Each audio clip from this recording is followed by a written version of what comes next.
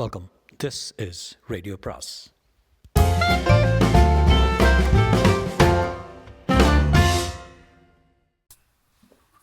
அனைவருக்கும் அன்பு வணக்கம். இன்றைக்கி கொஞ்சம் ஹியூமரஸ் ஸ்டோரி ஸ்டார்ட் பண்ணலான்ட்டு அப்புசாமி 80 அப்படின்னு ஒரு புக்கு எடுத்தேன் ஃப்ரம் பாகியம் ராமசாமி. ஸோ கொஞ்சம் லைட்டாக படிக்கலாம் அப்படின்ட்டு. நிறைய சின்ன சின்ன கதைகள் தான், not a continuous story. So அதனால் ஒரு செப்ரேட் ப்ளேலிஸ்ட்டில் போடலான்னு பார்க்குறேன், அப்புசாமி ப்ளேலிஸ்ட். ஸோ முதல் கதை பாட்டிகள் முன்னேற்றக் கழகம் அப்படின்னு அப்புசாமி.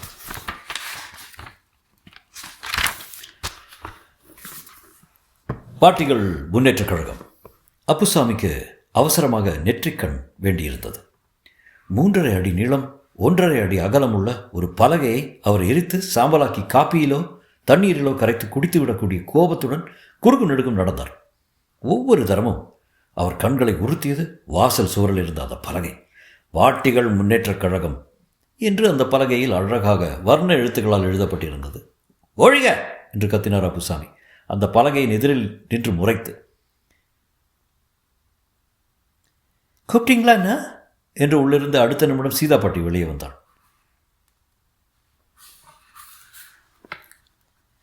அகாடமிக் எக்ஸ்பிளனேஷன் மாதிரி ஏன் இப்படி அலற வேண்டும்? சீதேன்னு ஜென்டில் கூப்பிட்டா வரமாட்டேனா? இல்லை, காதல் தான் விழாதா? கழக மீட்டிங்க்கு அர்ஜென்ட்டாக ப்ரிப்பேர் செய்துட்டு இருந்தேன், என்ன விஷயம்? அப்புசாமி மனைவியை முறைக்காத குறையாக பார்த்தார். நீயா உன் பாட்டிகள் முன்னேற்ற கழகம் எனக்கு சைக்கிளை கழகம் என்ற பேரில் நம்ம வீட்டில் இனி கிழவி பட்டாளங்க கூடட்டும்னு சொல்கிறேன். சீதா பாட்டி 1-2 நிமிடங்கள் மௌனமாக நின்று கொண்டிருந்தாள். பிறகு, மை டியர் சார் என்று தொடங்கினாள் சூடாக. இன் வாட் வே எங்கள் கழகம் உங்களை பாதிக்குது? உங்களை ஏதாவது டொனேஷன் கேட்குறோமா? உங்களுக்கு தொந்தரவு செய்கிறோமா? தொந்தரவா? என்னை கீழே இருக்க விட்டாமல் மாடிக்கு துரத்தி விட்டீங்களா? இதை விட வேறு என்ன வேணும்? உங்களுக்கு அப்ஸ்டேர்ஸ் கசக்கிறதா?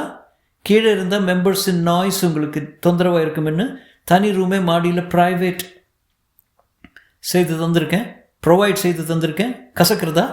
You can't study. எது வேண்டுமானாலும் அங்கே செய்யலாமே. மாடி அறை அஸ்பெஸ்டாஸ் கூற கொதிக்கிற கொதிப்பில் என் மூளையை கரைஞ்சிரும் போல இருக்கு. நீயும் சக பாட்டிகளும் கீழே குழு ஹாலில் கேரம் போர்டு ஆடுறதுக்கு நான் கும்பி எரிய குடல் கருக மாடி அறையில் அனல் அடிக்க ஆஸ்பெஸ்டாஸ் கூரைக்கடியில் சாகணுமா? அப்புசாமி இன்னும் சுட கேட்டிருப்பார். அதற்குள் டொக் டொக் என்று கைத்தடியை சத்தப்படுத்தி கொண்டு பாட்டிகள் முன்னேற்ற கழக பொருளாளி வந்து சேர்ந்தாள். ப்ளீஸ் மாடிக்கு போங்க, மெம்பர்கள் வர தொடங்கிட்டாங்க. The rest we will discuss later. Seethapatti கணவனை பிரியத்தோடு ஆனால் உறுதியாக மாடிப்படைகளை நோக்கி அனுப்பி வைத்தாள். அப்புசாமி தன் பொய் பற்களை நிச்ச கோபத்துடன் கடித்தவாறு ஒவ்வொரு படியாக மேலே ஏறினார். சீதாப்பாட்டி அவருக்கென்று மாடியில் ஏற்படுத்தி கொடுத்திருந்த பிரத்யேக அறைக்குள் சென்று சாய்வு நாற்காலில் சாய்ந்தார். அரை மணிக்குள் கீழே ஹால் பாட்டிகள் நடந்தும் ரிக்ஷாவிலும் சைக்கிள் ரிக்ஷாவிலும் டாக்ஸியிலும் சொந்த காரிலும் வந்து குழுமிவிட்டனர். அப்புசாமியால் வெப்பத்தையாவது சகித்து கொள்ள முடிந்தது. கீழிருந்து வரும் பாட்டிகளின் ஆனந்த கூக்குரலைத்தான் சகிக்க முடியவில்லை. தொடங்கி 2 மாதங்கள் ஆவதற்குள் அக்கம் பக்கத்து தெருவிலிருந்து அத்தனை பாட்டிகளையும் எப்படியோ வசீகரித்து கழக அங்கத்தினர் ஆகிவிட்டாலே என் மனைவி என்பதில் அப்புசாமிக்கு பெருமைக்கு பதில் ஆத்திரமே ஏற்பட்டது. விளக்கில் வந்து விழும் விட்டில் பூச்சிகளை போலவ கிழங்கட்டைகள் தன் மனைவி ஆரம்பித்த கழகத்தில் வந்து விழுகின்றனர் என்று பொறுமினார் என்று பெருமிச்சறிந்தார். அவ்வளவு கவர்ச்சிகரமாக முதுமை நெஞ்சங்களுக்கு கிளுகிழு போட்டு நடவடிக்கைகளாக இந்த பொல்லாத சீதா என்ன செய்திருக்கா? அங்கத்தினர்களின் ருசிக்கு தகுந்தபடி பொழுதுபோக்குகளை தலைவி சீதா பாட்டி கழகத்தில் ஏற்பாடு செய்திருந்தார். அரட்டை பிரியர்களான பாட்டிகளுக்கு வம்புகள் சப்ளை செய்வதற்காக வம்பு புல்லட்டின் என்ற 2 பக்கத்தில் ஊர் வம்புகள் அடங்கிய ஒரு பத்திரிகை கூட சீதா பாட்டி பிரத்யேகமாக வெளியிட்டார். அநேகமாக சங்கத்தினர்களின் பெரும்பாலோரை கவர்ந்தது பாட்டி மென்டன் விளையாட்டு அரங்கு தான். வீட்டு பின்புற தோட்டத்தில் அரங்கு அமைக்கப்பட்டிருந்தது. பேட்மிண்டன் மாதிரியே தான், ஆனால் பாட்டி மிண்டனும். ஆனால் இதில் 2 நிமிடத்துக்கு ஒரு தரம் விளையாடுபவர்கள் இளைப்பாறுவதற்கு இன்டர்வல் விடப்படும். அப்புசாமிக்கே பாட்டி மிண்டன் ஆட்டத்தில் கலந்து கொள்ள வேண்டும் என்று உள்ளூர் ஆசை. ஆனால் அவர் பாட்டன் ஆயிற்றே. அப்படியும் ஒரு தரம் வெட்கத்தை விட்டு சீதாலட்சுமியை நெருங்கி பார்த்தார். நீ தானே கழக தலைவி, நீ பார்த்து என்ன வேணும்னு செய்யலாமே என்றார். No no no, very sorry, rules is a rules. Rule is a rule. பார்ட்டிமெண்டனில் பார்ட்டிகள் ஒன்லி சேர்க்கப்படுவார்கள் என்று அடியோடு மறுத்து விட்டான். அப்புசாமி பார்ட்டிகள் முன்னேற்ற கழகத்தின் மேல் காட்டம் கொள்ள அதுவும் ஒரு காரணம். ஷாட் ஷாட் என்று கூக்குரலை தொடர்ந்து ஒரே கைத்தட்டல். அப்புறம் சாய்வு நாற்காலிலிருந்து எழுந்து மாடி கைப்பிடி சுவர் அருகே சென்றார். எட்டி பார்த்தார். பார்ட்டிமெண்டன் ஆட்டம் கூட நடைபெறவில்லை. பின்ன ஷாட் ஷாட் என்று கத்தலும் கதலும் எதற்கு வருகிறது? ஓ, ஹாலின் நடுவில் இருந்து அல்லவா வருகிறது? No no no no, red should be followed. சீதாப்பாட்டின் குரல் ஓங்கி அளித்தது. சரிதான், கேரம் போர்டு ஆட்டம் நடைபெறுகிறதா? அப்புசாமிக்கு காரம் என்றால் உயிர். காரம்போர்டும் அவ்வாறே. ஒரு காலத்தில் பிரபல காரம்போர்டு சாம்பியனாக விளங்கியவர் மழமழன்று ஒரு காரம்போர்டு பலகை 100-200 செலவில் பிரத்யேகமாக ஆர்டர் செய்து கொடுத்தது வீட்டில் வைத்திருந்தார். அதன் மீது காற்றடித்தால் கூட அவர் வேதனைப்படுவார். அவ்வளவு செல்லமாக அந்த கேரம் போர்டை பாதுகாத்து வந்தார். அதற்குரிய காய்களும் ஸ்ட்ரைக்கரும் மலிவானவையான, அவைகளும் ஸ்பெஷல் தயாரிப்பு. அசல் தந்தத்தாலான ஸ்ட்ரைக்கரு. அப்புசாமி குறுக்கும் நெடுக்கும் நடந்தார். அவருக்கு ஒரு விஷயம் உடனடியாக தெரிந்து வேண்டியிருந்தது. இப்போது கழக பாட்டிகள் ஆடுவது கழகம் கேரம்போர்டிலா அல்லது தன்னுடைய உயிரான கேரம்போர்டிலா? கழக உபயோகத்துக்கு கேரம்போர்டு வாங்கியிருந்தால் அது இத்தனை நாளில் ஒரு தரமாவது அவர் கண்ணில் பட்டிருக்காதா? சீதா, சீதா என்று கூவ வேண்டும் போலவும் குடுகுடு என்று மாடியிலிருந்து கீழே இறங்கி பாட்டிகள் கூட்டத்தில் சண்டை மாறுதமாக புகுந்து கேரம்போர்டை காக்க வேண்டும் போலவும் அவர் உயிர் துடித்தது. ஆனால் 30 பாட்டிகள் முன்னிலையில் தான் மட்டுமல்ல, தன்னுடைய பாட்டனே வந்தால் கூட அவமானப்பட்டு தான் தீர வேண்டும் என்று அவர் உள்ளுணர்வு கூறியது.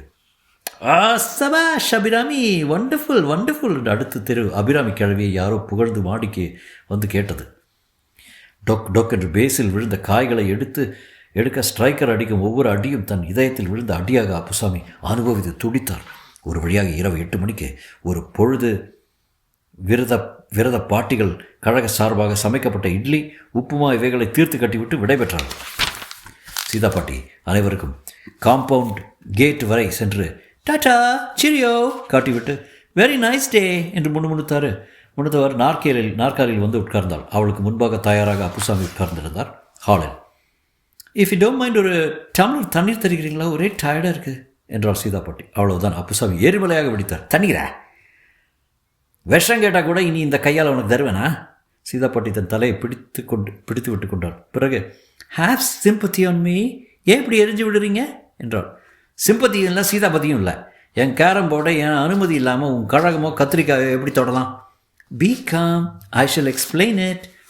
பிகாமு, பிஏ, பிஎஸ்சி எதுவும் எனக்கு நீ சொல்ல தேவையில்லை. உன் பாட்டிகள் முன்னேற்ற கழகத்தின் அட்டூழியங்கள் இனியும் என்னால் பொறுக்க இயலாது. அதை ஒழிச்சே தருவேன். வீட்டின் செலவையும் நீ கவனிக்காமல் வருகிற விரத பாட்டிகளுக்கு உப்புமா இட்லி வேறு சப்ளை செய்கிற.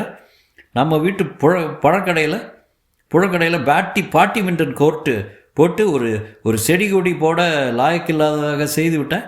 எல்லாவற்றுக்கும் மேலாக என்ன மாடியில் ஆஸ்பெஸ்டாஸ் அறையில் தள்ளி உயிரோடு வேக வைக்கிற நீ. பனங்கிழங்கு மாதிரி நான் கருகி வர்றேன் தெரியுமா? சங்கதி ஓவா முடிஞ்சுதா என்றார் சீதா பாட்டி. பிறகு ஐ அக்செப்ட் த சேலஞ்ச்.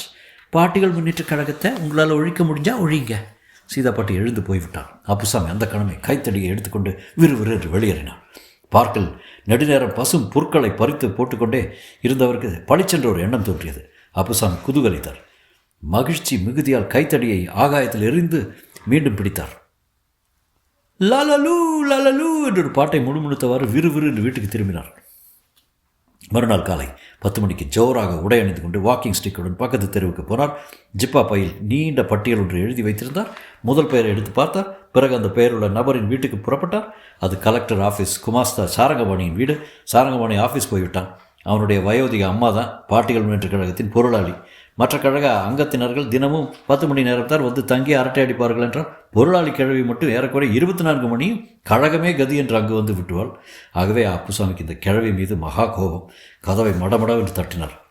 யாரது என்று சாரங்கபாணியின் மனைவி வந்து திறந்தாள். ஓ, கழக விட்டு தாத்தாவா? வாருங்கள் தாத்தா, என்ன விசேஷம் என்று வரவேற்றாள் அவள். அப்புசாமி மெதுவே உள்ளே போய் பெஞ்சில் உட்கார்ந்தார். தற்செயலாக சுவரை பார்த்தார். திடுக்கிட்டு போனார். சுவரில் சீதாப்பாட்டியின் புகைப்படம் ஒன்று மாலையுடன் காட்சியளித்தது. அப்புசாமி முகத்தை சுழித்தபடி, எங்கள் வீட்டு கிழவிய படத்தை எதுக்கு இங்கே மாட்டி வச்சுருக்கீங்க என்றார். சாரங்கபாணியின் மனைவி பக்தி ஸ்ரத்தையுடன் சீதாப்பாட்டியின் படத்துக்கு ஒரு கும்பிடு போட்டுவிட்டு, அபச்சாரம், கன்னத்தில் போட்டுக்கொள்ளுங்க, சீதாப்பாட்டி எங்களுக்கு தெய்வம் மாதிரி என்றாள். அப்புசாமி அலட்சியமாக சப்பு கொட்டினார். என் வீட்டு கிழவிய தெய்வம் கீவங்கிற? சரிதான், அவள் பெரிய ஆள் தான் போல் இருக்குதே. உன் மாமியாரை தான் வீட்டு வேலை செய்ய ஓட்டாமல் பாட்டிகள் முன்னேற்ற கழகம் அது இதுன்னு கெடுத்து வைத்திருக்கிறான்டா. உன்னையே ஏதோ செய்திருக்கிறா போல் இருக்குதே என்றார். தாத்தா, பாட்டியின் பெருமை உங்களுக்கு தெரியாது.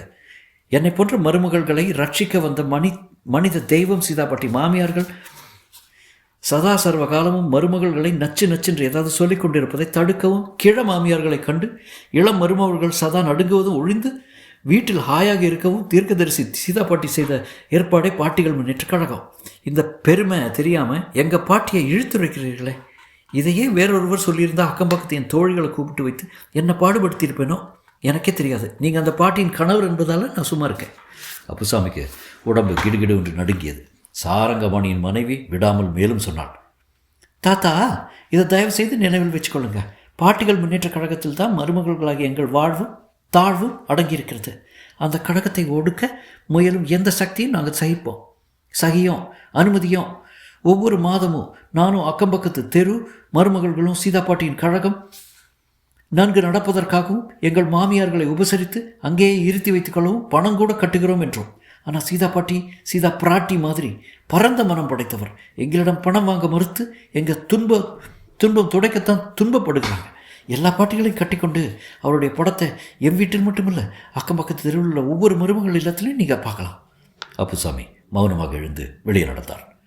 நம்ம பருப்பு வேகலையே என்று அவர் உதடுகள் முணுமுணுத்தன. முற்றும்.